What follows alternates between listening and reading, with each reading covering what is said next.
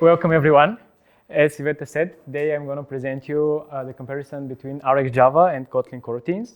I'm an Android developer here in Devexperts, and I want to give you a little bit more information about myself. So, I graduated my master's degree in Technical University of Sofia last year, and I have about 4 years of professional experience. Did you start as an intern? When did you start your YOE? Was this an intern like at university? Here in Devexperts? No, I started 1 year and a half ago. Okay, Yeah. so you know about the product. Yeah, of course. As I was saying, I started 4 years ago, and I have 2 years of professional experience as C++ developer in the automotive industry. Actually, this was my first job, and after that, I started working here in Devexperts, and I've been here for 1 year and a half. And while I'm not working, I really like doing all kinds of sports. Yeah, and here you can see half of them. Here you can see actually our football team. We are very, very good. And here we went hiking with some colleagues. And yeah, I really like doing a lot of sports because it helps me to clear my mind and stay healthy. I think you can see yourself somewhere here, by the way, no? So today, we are going to discuss the key challenges and advantages of RxJava and Kotlin Coroutines. I can talk a lot of this, about this topic because our team already refactored above 80% of our code base from RxJava to Kotlin Coroutines, so I can easily make the comparison. And I hope that by the end of this presentation, you will also can make this comparison for yourself as well. So I want to give a brief overview of RxJava. So before joining Devexperts, I didn't know anything about RxJava. So this was my first glance of it. So RxJava, it's really stable, it's mature, and it's battle tested. And this is because it's been here for above 10 years. And it's very robust and reliable solution, which a lot of companies and developers are using in a lot of different projects. It's also Java compatible, which is great. And RxJava really enhanced the world of asynchronous programming, and it's really a great tool. However, RxJava has really one big disadvantage, and in my opinion is that this biggest advantage is its complexity. RxJava is really, really complicated, especially for new developers. I was very confused when I saw it for the very first time. It took me a couple of months to get used to it, and I read a lot of books and articles, and usually I learn a lot faster, but RxJava was a little bit big obstacle for my work, for my learning skills. So this is the reason why we migrated to Kotlin Coroutines. We had a discussion, internal discussion in our team, and we decided to move to Kotlin Coroutines. I know that there are some people here who are not familiar with Kotlin Coroutines, so I just want to give a brief what are Kotlin Coroutines. So basically, you can think of a Kotlin coroutine as a lightweight thread.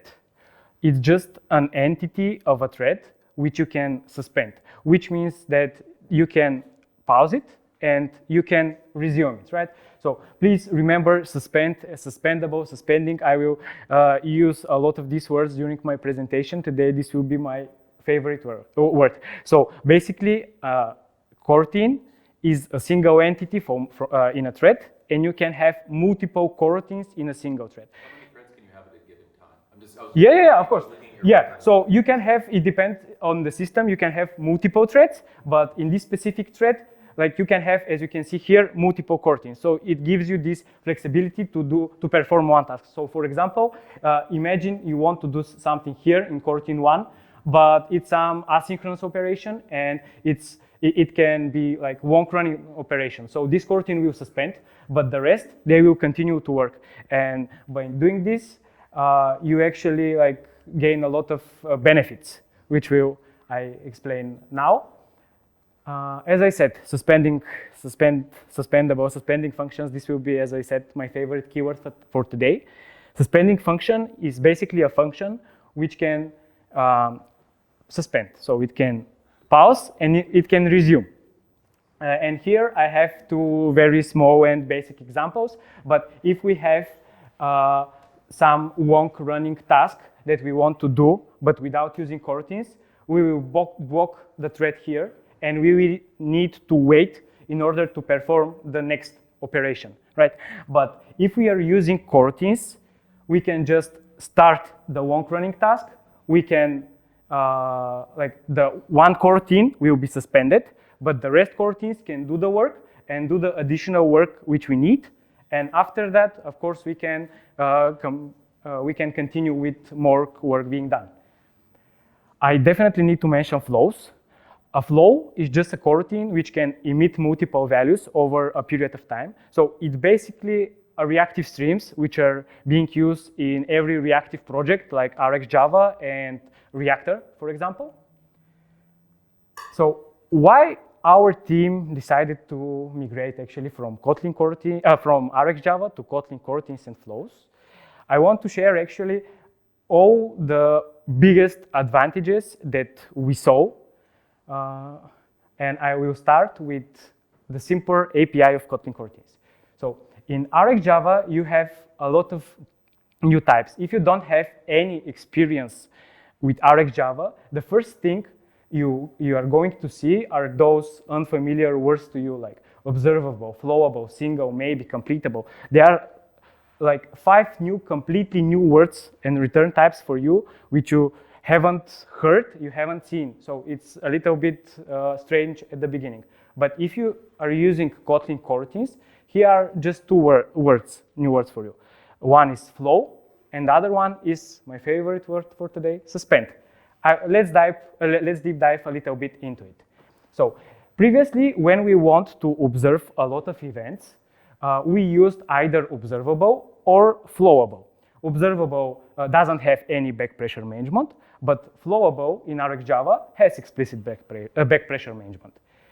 But if we are using Kotlin coroutines, we can replace observable and flowable just with flow, because flow has automatic backpressure management. You don't need to think, okay, should I handle this?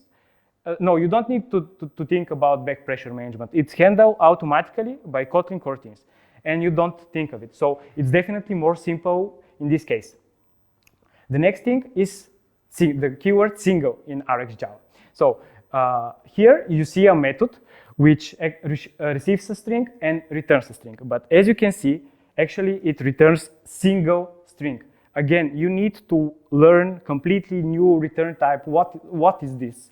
But if you use Kotlin coroutine, as you can see here, you can just return normal string, because at the end you want to return exactly one object. The only thing that you need to do is to mark your function with suspend. And this is the new thing that I'm going to repeat the whole presentation. It's very important to notice it.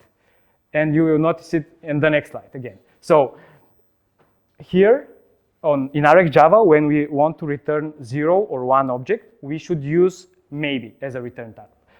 But in Kotlin, we already have knowable types. They're in Kotlin, so we can just use them. And the knowable type is marked with question mark. So actually this method does the same as this one, but in a more convenient, let's say, Kotlin way. It uses knowable type, and again, the whole method is marked as a suspending function. And here is my favorite example, because here, as you can see, we have just a run method. It should complete without any specific return type. But for some reason, in RxJava, this returns completable, which is strange. I don't expect from, like, you don't expect from a method called run to return something. It's an operation. It should do something, and that's it. But for some reason, here it returns completable. In Kotlin coroutines, if you use Kotlin coroutines, you can mark the whole method as suspend and just use it as any regular method which does something and doesn't return anything. So it will return void or unit, but you don't need to be explicit here. It's by default. And here you need to mark it as completable. So it's a little bit tricky here. After we started using Kotlin Coroutines, we noticed that a lot of the operators that we were using in RxJava, they just disappeared because they weren't mandatory. So for example, when we want to map something with RxJava, so imagine that we have one element and we want to transform it to some other type, for example, we can use the map function. However, as you can see, the map function now takes a lambda as a parameter, but the lambda itself is synchronous. So this operation will be synchronous as well. But if for any reason you want to do an asynchronous mapping operation, you need to use another operation, another operator, flat map single, for example.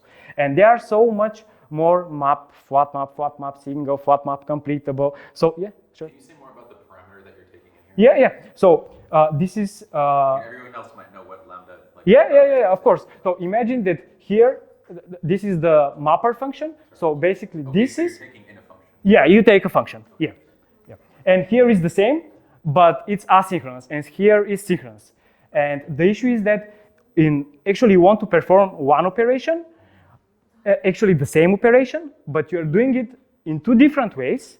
And again, it's strange because there are so much more operators in RxJava, while in Kotlin, we can achieve this by only this operator. We have just map, which receives as a function. Now, it's just marked as suspend, my favorite keyword. And you don't care if this operation is synchronous or asynchronous. It will work for both cases. So we have only one operator, which covers both cases. So basically, we eliminated half of the operators because this is not true only for map operator, but it's true for all other operators, including filter, for example. So here, let's mention also the structured concurrency. Previously, when we were using RxJava, our code looked like this. So we had some kind of fragment. We had some state from the view model. We observe on the main thread. We subscribe, and we update the UI. And after that, we need to add here everything to composite disposable. But before that, of course, we need to define this composite disposable, and we need to clear it in the proper, in the specific time in order not to get a memory leak.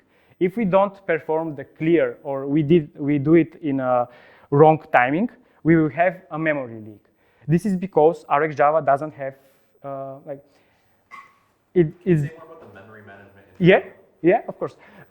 So imagine that you subscribe to some kind of flow. So basically, here you receive a lot of events, and here in update UI, you're trying to use them.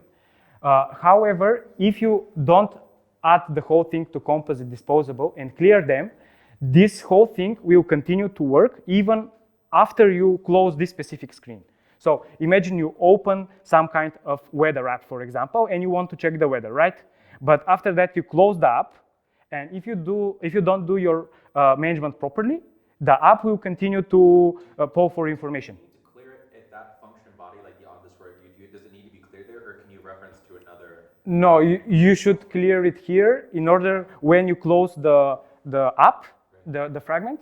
So it will be cleared then when you close the fragment. Yeah, but in Kotlin, it's handled in a more elegant way, let's say, because it supports structured concurrency. So let's look the same example, how it will look like in Kotlin. So in Kotlin, there are stuff which are called scopes. So I already mentioned about the coroutines, and in order to launch a coroutine, in order to start a coroutine, you need to do it in a specific scope. And the scope is not dynamic? Yeah, the scope is different kind of scope. Imagine that you want to do it, but you tell to the compiler, okay, let's do it in this type of scope. So basically, you have global scope, lifecycle scope, and view model scope. And when you clear, so this whole clearing will happen automatically when this specific scope is closed. And the whole thing will be done automatically. Imagine, you remember the previous example, right? So it was a lot bigger, but now we have the same fragment. And as I said, in order to launch a coroutine, we need to do it in a specific scope. And if we launch the coroutine here, the whole memory management about the clearing will happen automatically for us. We don't need to think of it. So in order to launch a coroutine here, yeah, you can, of course, launch them. But the good thing is that you can't actually launch a coroutine without this scope. So if you don't have a scope, you can't launch a coroutine. But if you have a scope, it will be automatically like cleared for you. So actually, like everything will be fine. So it's definitely the structured concurrency is a very good thing. And if somebody has more interest in it, I can recommend some lectures after the talk. There are some pretty good lectures on this topic. Here is my favorite part, readability. And here is why. When I joined the company, it was for me a little bit hard to read RxJava, which is, I think, normal. Imagine that we have some kind of fragment which gets from the view model list of stocks. And we need, of course, to subscribe on the IO scheduler. We need to observe on the main thread. We need to subscribe. We need to update the UI with the stocks, right, if everything's successful. But if there is some kind of exception, we need some kind of error, we need to update the UI with the error.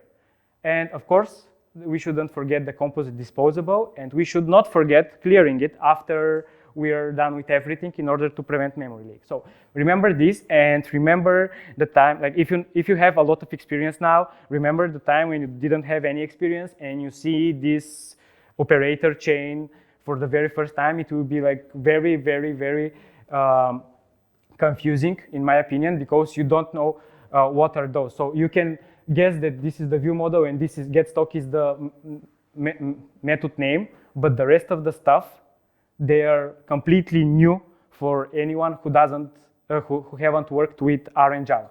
But in my opinion, it's very different in Kotlin Coroutines. So when you're using Kotlin Coroutines, we have the same fragment and we want to do the same operation. So we want to do the same operation. So we just get from the view model, we get the stocks, we update the UI with stocks, right?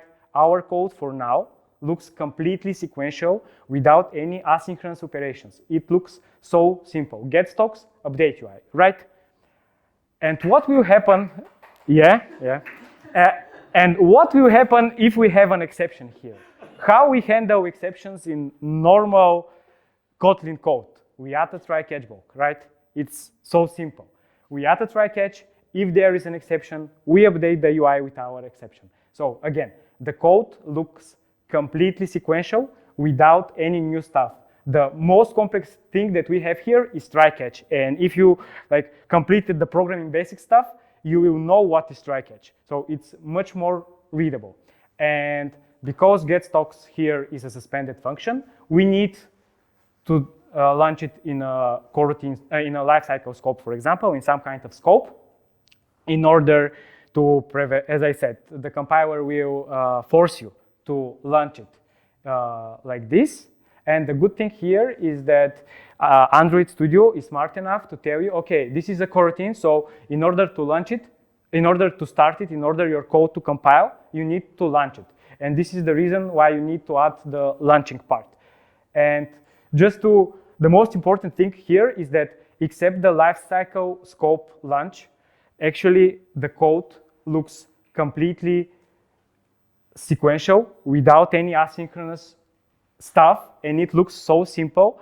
And this is by the Kotlin design. I mean, other frameworks and other languages are trying to make asynchronous operations to look very hard and difficult. But in Kotlin, the philosophy is a little bit different, and they're trying to make the asynchronous operations to look like sequential code. And which is great because this code, it's much more readable. And it's the new developers who are joining our team can get used to it a lot faster than the previous operator chaining. I want also to mention backpressure handling and performance. So about the backpressure handling, as I already mentioned, when you use Kotlin Coroutines, it handles automatically for you. You don't need to do anything. And as I already mentioned, this is not the case with RxJava, right? And let's move to the performance because I found this benchmark pretty interesting. So there is one benchmark called Scrabble benchmark. Scrabble is just a game. Maybe you've heard of it. It's a very interesting game. And there is one benchmark developed by José Paulo Mart. Here you can find it on GitHub, the whole benchmark. So he implemented the benchmark in three different ways. The benchmark was implemented in three different ways. The first one is using sequence, which we will use as a baseline. This is the fastest possible implementation which we can have for this benchmark. So one operation of the Scrabble benchmark takes around 10 milliseconds using sequences. So remember, this is our baseline. This is the fastest possible solution. The same benchmark was implemented using RxJava, and it takes a little bit more time, like more than twice per operation. It takes around 24 milliseconds per operation, which is like a huge overhead on top of the sequences. And after that, the benchmark was implemented using Kotlin Coroutines and flows, of course. And it takes around 40 milliseconds. So as you can see, in this specific benchmark, flow is almost twice faster than RxJava, right? Which is great. Of course, it has some overhead. It's not as fast as the baseline with sequences, but it's normal because it has asynchronicity, it has backpressure management, it has some overhead, but it's definitely a lot less than the RxJava ones, which can make a huge difference in performance when you need performance in your system. So just have it in mind. And one note, if you need to do something, do your specific benchmark using the specific hardware you will use, and you can compare RxJava and Kotlin Coroutines and flows on your specific benchmark and just compare the both approaches and choose based on your benchmark for this specific machine, for example. I want to mention also Kotlin multi-platform and interoperability because they are very, very important stuff. As most of you heard, Kotlin is multi-platform, which is great. RxJava is limited to RxJava, right? It's in the name. But with Kotlin, you can share your code.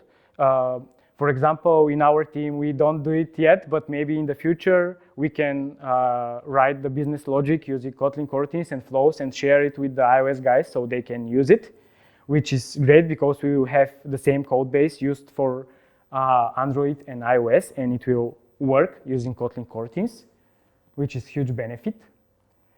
And as I said, I really want to mention the interoperability between RxJava and Kotlin Coroutines because it's really great. As I said, we refactored above 80% of our application using these converters. It's very easy to convert something from RxJava to Kotlin Coroutines and vice versa, which allowed us to do this migration without any issues. And we were doing it, for example, screen by screen, and it went very, very, very good. So there are a lot of converters. You can very easy convert your whole app from RxJava to Kotlin Coroutines. To wrap things up about Kotlin Coroutines, they have definitely simpler API. They led to a lot of operator avoidance in our case. They made our code more readable, which, as I already said, is my favorite thing. They have structured concurrency. You don't need these composite disposables to be cleared everywhere. You have backpressure out of the box, backpressure handling out of the box. You have better performance. Kotlin is multi-platform, and you have an amazing interoperability between RxJava and Kotlin Coroutines. So now I am pretty happy with the result that we got with our code, and we will definitely continue our migration, and we will do it 100%, or if it's possible, maybe 101% somehow. I want to look some code examples. I will try to make it a little bit slower so everyone get intact. If I'm a little bit faster, you can tell me just to slow down. So imagine that we have some kind of interface which has inside of it observable with some kind of state. This doesn't matter. Just remember that it's interface which has state which is observable. If we have a fragment with RxJava, we should do something like this. We will observe the state on the main thread. We will subscribe and update the UI. Of course, we need to add the whole thing to composite disposable, right, to prevent memory leaks. Yeah, do not forget to clear the composite disposable. Yeah, and this is the RxJava implementation. Again, there is some chaining here, some new keywords, observe on, subscribe, add to, composite disposable. You need to learn all of these things to start working with RxJava and to be familiar with it and to be good at it. But it's a little bit different when you do it with Kotlin. So again, the interface looks exactly the same, except the observable keyword is now replaced with flow, which means that you have the backpressure handling automatic done for you and you don't need to think of it. The next thing, yeah, this now looks very strange, right? You tell, maybe you think at the moment, okay, these guys replaced a lot of code, but added another boilerplate. We created an extension function for that, and it's called collect flow on start. And now our code, basically, we converted this code to this collect flow on start. It's an extension function, and it just helps us to handle the boilerplate. And we do here only this. We have, again, the view model state. We call on each and update the UI, and we launch the coroutine. You can't launch the coroutine if you don't have the specific scope. But again, here, it looks very similar. However, I mentioned the backpressure handling, the structured concurrency, and in my case, again, it's a little bit more readable. Oops. Okay, let's move to code example 2, where, in my opinion, Kotlin Coroutines really shine. Imagine, again, the same interface, but here there is one additional method, confirm. So, again, my topic about readability. Confirm does something. It shouldn't return anything, but in RxJava, it returns completable, right? So, in our fragment, we should set on the confirm button a listener, which calls the confirm button. But in order to do it, we need to do some more RxJava stuff. Like, we should observe on the main thread, we need to subscribe, and we need to add it to composite disposable. And do not forget to clear your composite disposables, because you will have a memory leak. So remember this code, because it will look a lot more different implemented in Kotlin Coroutines. Okay, we have the same interface. Just now this method, confirm, is marked as a suspend function. It doesn't return anything, as it should be. And we have, again, the same confirm button, and it's set on click listener, which is normal. We have view model confirm. So we are calling the confirm method of the view model. Now we don't have any chainings. We have just a single method call, which is great. And again, our code doesn't have any boilerplate and looks completely sequential. But in order to launch coroutine, we need to lifecycle scope launch in that case. But anyway, still our code looks completely sequential. We don't need to chain anything or to subscribe, to observe. We just need to launch a coroutine in specific scope with the specific operation. And it looks like more readable. And of course, Android Studio will indicate that confirm is a coroutine, and you need to launch it in a scope. Otherwise, you will get a memory leak. And here, just a brief, we have backpressure handling automatically handled for us.